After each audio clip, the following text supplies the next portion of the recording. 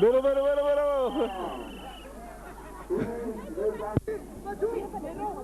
Khale tuin. Piu sang kim roy le, pi silent kim roy. Huyen in kayani.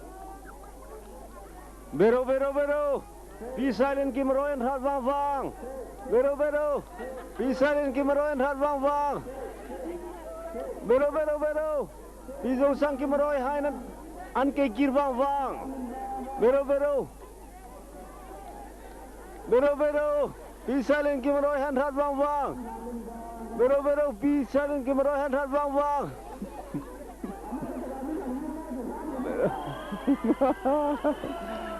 Pi silent kim roy and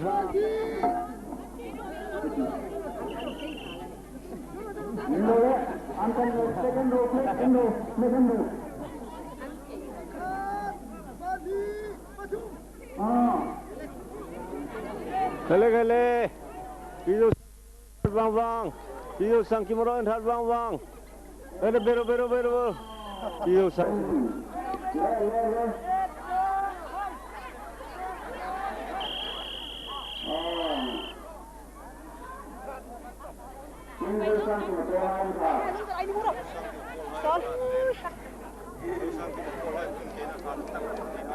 Tung sikap liana, LT Bela, Tungkai, Darkung, Johan, Beka, dan Kotang. Group leader ng Solo, Indroy Haim Kokondo. Hu Kapten Samsasat, Iroy ang Kokonda, Hu Wadro.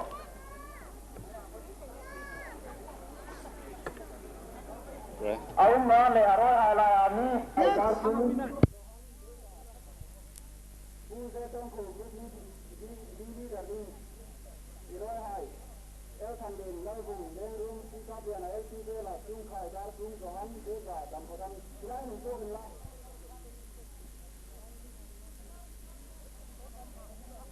Pu zet than sang le pu zo thang lu ra roi hai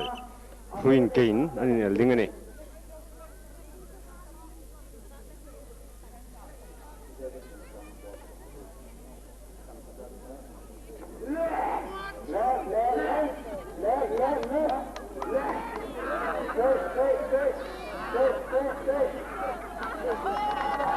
pu zo thang lu ra ro Paul Hain voi khat nan chang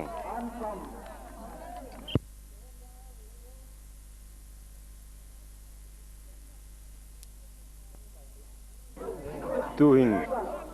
pu zo thang lu le pu je than sang roi hain final Queen Kina an khela ni pu zo thang lu ro hain khan nan chang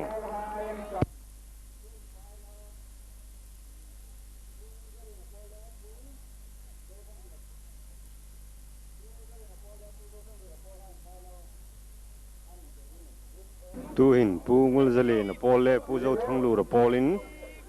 Queen Kaya final an khela ni tu tain langa hi pu ngul zale na polan ni tu tain langa hi pu zo thang lu ra polan ni bero bero onin netok kare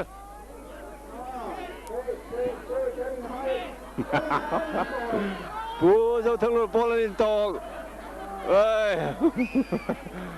Ungul zale na polin Rana masalim su an chang phot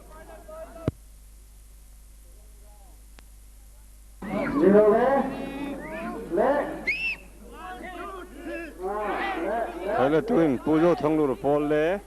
ungul zale na pol free around ni nan ke no kani bero bero pujo thanglu ra polan hat wang wang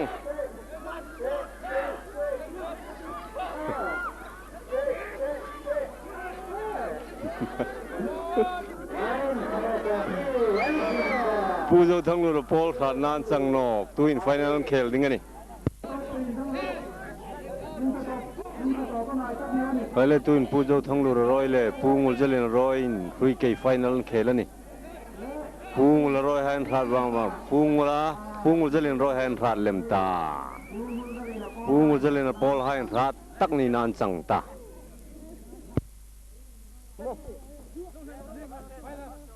Thailand. Soon, James Remalsom, arm wrestling final on Thailand. James in fact, Taknina Chang.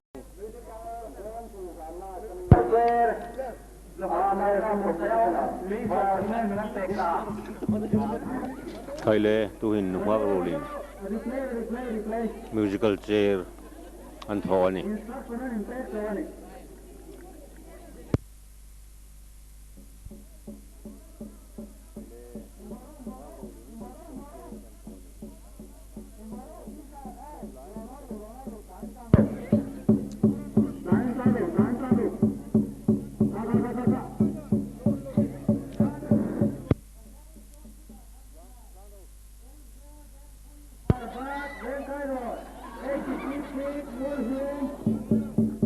Kale tun musical chair Mark Paul nan tho zingani. An tlom deu ta tu nan be zingani.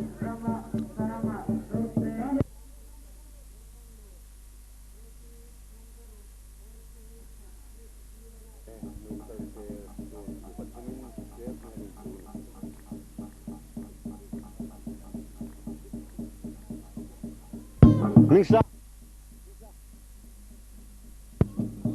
tun me pathumin Sydney anin Junior hi apathumai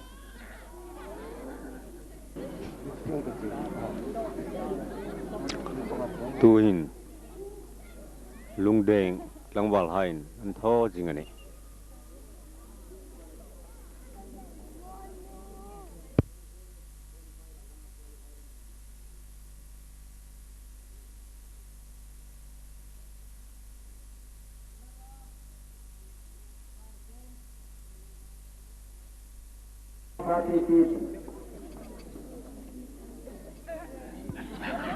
tuin langwal hain lungan denga lurin adeng dengan lung adeng dengan tun pojau thang lurin amai committee member ani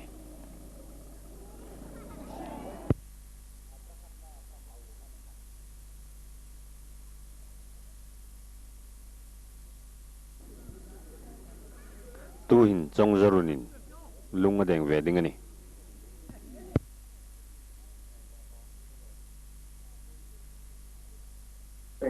tun pu phir thang sein lungong deng wedding ani amai komhi committee member la pakhatani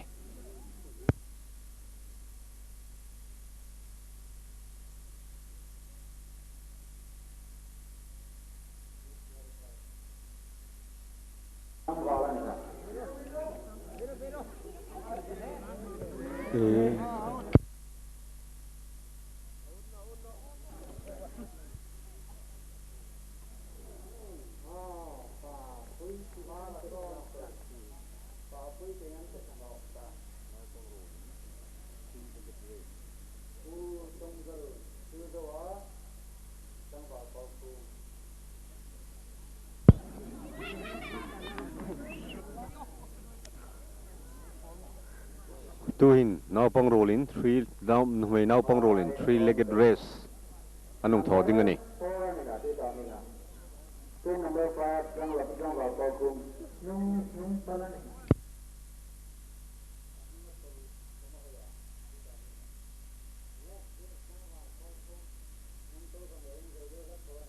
now pang rolling three-legged race an tho anong tlan ani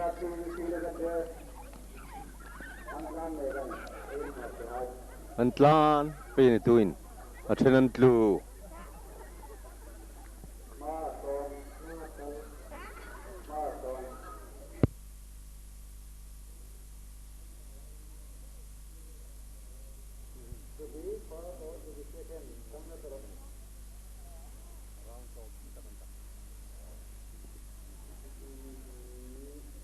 Pu Chongzarun, lungong deng wedding ani.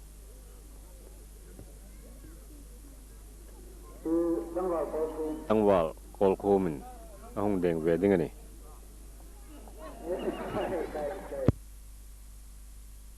pu phir thang sei nong last chance sanita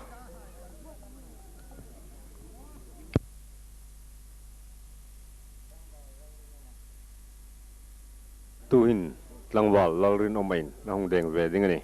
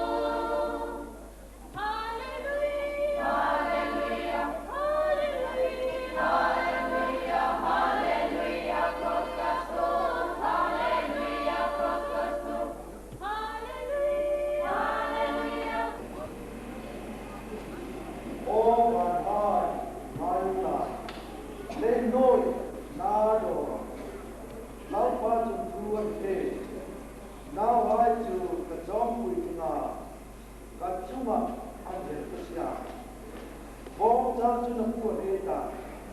sa bên chúng có mà cũng để nga bên của cả Israel hai rồi cho nên thì qua cầm đi hai cho nên lại tôi xin nó thì anh nằm rồi có đâu đây nào đi đâu cả có phần nó Nehemia bung phật bung mi Nehemia bung mi Giang sông pasaya Trong chun nan ko ma Kachan se je hin wa Jerusalem ram ile kot kharai khom akang ti komin eta Huro hil se any tano na dingin Ako malang sunhay Ilanit Kawai karang Yung kunsita Odin kuntan kunsita Chun kako machun salay tan sokta Juramata ma Langum hai tu san Akle hil stage na numa Jum Jerusalem kolo tu atim rem ta karai kom akamatia patin na tuta kain mo sa se Superi Queen Contest mo kata Tosing koro pai jadi bel bangsa ini dengan ni doen ini ngangirin patin pa mai orang pa ini bro kanung rela ai he ti kha ini ngangirin sakita dusak to patun upa tangkarin Nahir sing lai chun patin ko la kong sana nei ta ta sei ang ti kita se kuidaro pui takane tonga I golden jubilee ganai mangna him lalpa I suro kuina tuita neka sitlangin se lati hi kanai di ma ke di ting pangan thoka tho thein hai kan nei nowa nangma kutta de nangma thil tho theinan kat bung kane helim kan ma tinga kun kan lai mong pe diga hin lalpa nangma ro puina suglanga a reng kai nu ha kang wa nu pui pa pui ha in lalpa to ka mal som na ani dong na sa mel ha hi te ma lalpa ko ma long thu hila kan nun na ai to ka hi reng kai ko ko han hai ami pui ha yan to ka una vai vitam Hireng kai diamond jubilee golden jubilee kan lo mang da chung sang an thoka nangma lumi se na thoka mang the po ha hi kan thungai tha gang khan indin tharno ka lalpa I suro puina le choi moi na lungha klang wal lau pang pikar ha ki mol phoi ti hein gom ngai suin jinga ti to ya khabin la ta tun Ei no rot pero no abik ta kile lo kho ba pa ta ung ba ba ke ho khom ni sa be ho khom ni ka kam mal hai mo purna ni le ta le khom pi tam ba e lai khom ni tu lai ka tin no bo ai to ma na ti la ji ga ni tha ka pu wa ni tin la yong an ping he asira ga to Amak ngay ko ben hi Zaleng hai dan hi Mula pui kara Gatile hau sa bali Lo a Rinwan ringan vai Ituma tung besila Amak di benye iti Mga parfet di melro Ay kuberta nani Lele rotu sumbeding Ay ninoy sumang Yung boy sa akin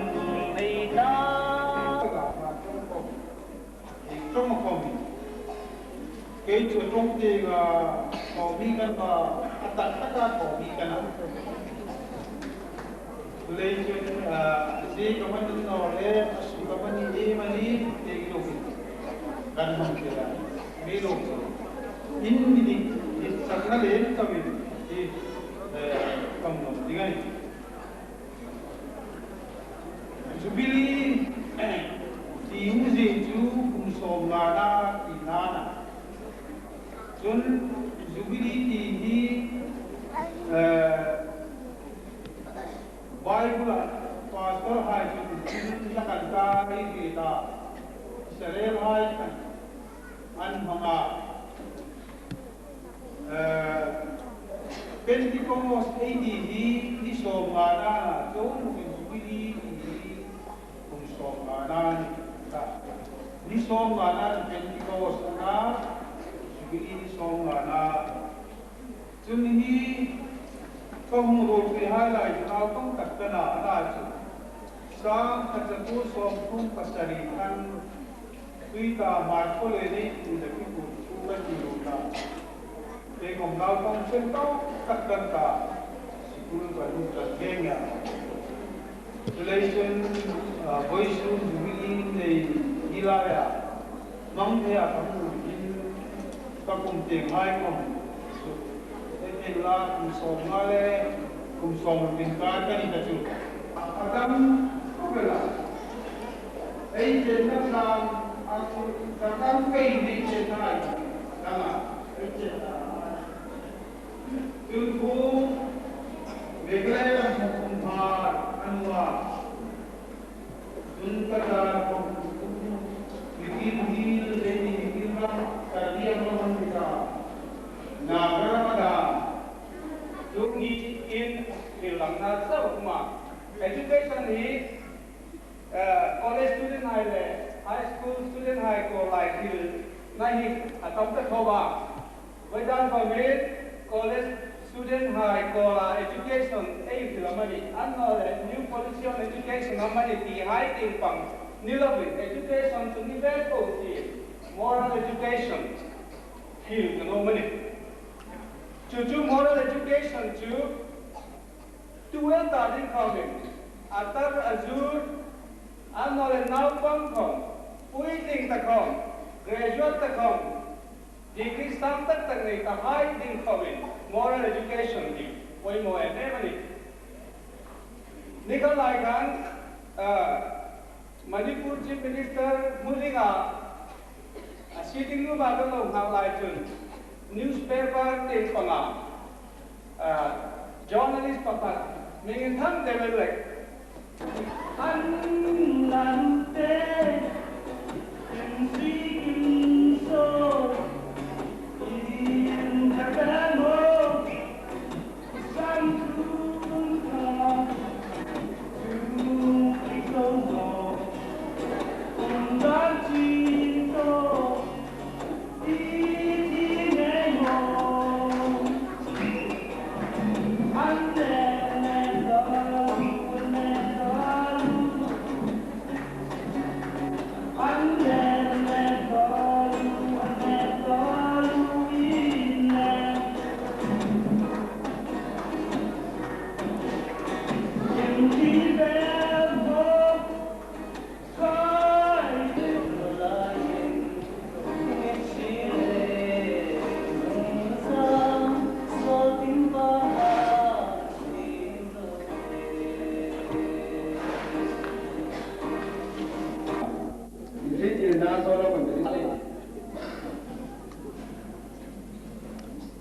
ama hi sing competition a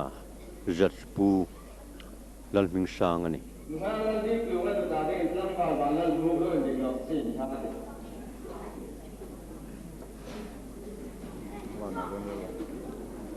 ama hi pu chom loi sing competition a judge pakhat ve ani ama khom hi sing competition sa judge pu tol khomang ani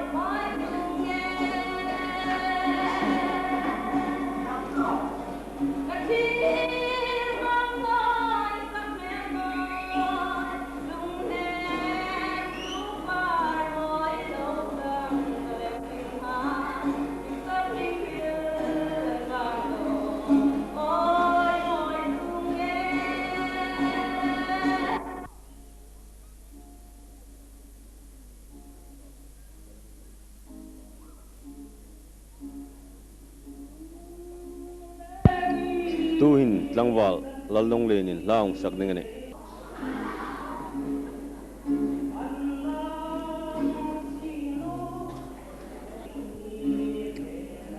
tlangwal lalong lenani tu ta long sak hi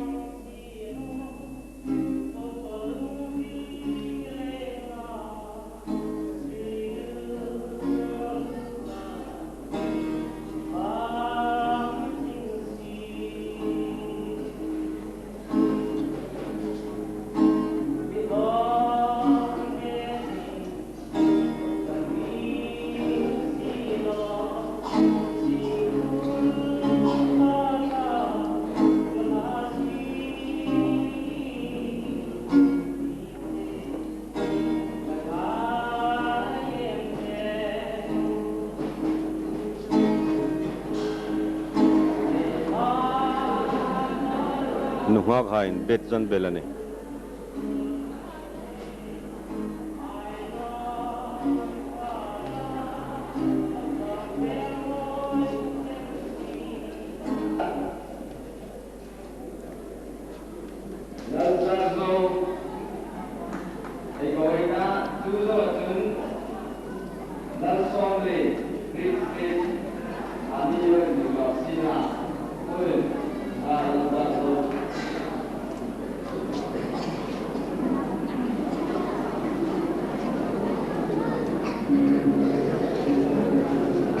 tu hin nuhak lalzar zawin la hong sak dingani